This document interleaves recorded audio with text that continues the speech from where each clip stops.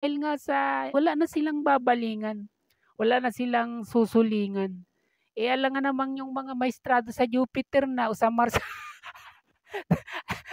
alangan naman dun na sila magsumbong, hindi ba mga kabayan ko? Ay wala, eh, ito na yung pinakamataas sa atin sa lahat, eh, 'di ba?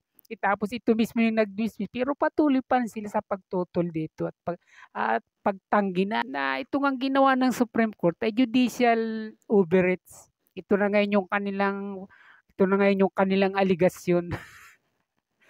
Ibig sabihin wala na sila ritong mapagbabalingan.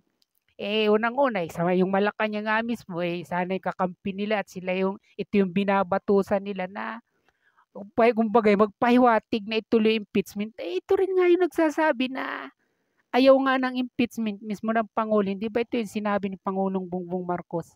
At pagkatapos itong Senado na dapat sana sabi nga nila eh, ito yung may sole power sabi nga para para ito yung magdesisyon. Anumang impeachment na inihahain sa kanila.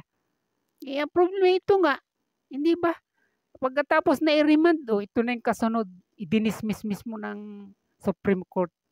Dahil doon sa isang nakikitang tila nilabag o paglabag ng mga gumawa ng impeachment article na ito laban sa Vice President Sara Duterte, mga kabayan, mga kapinas ko.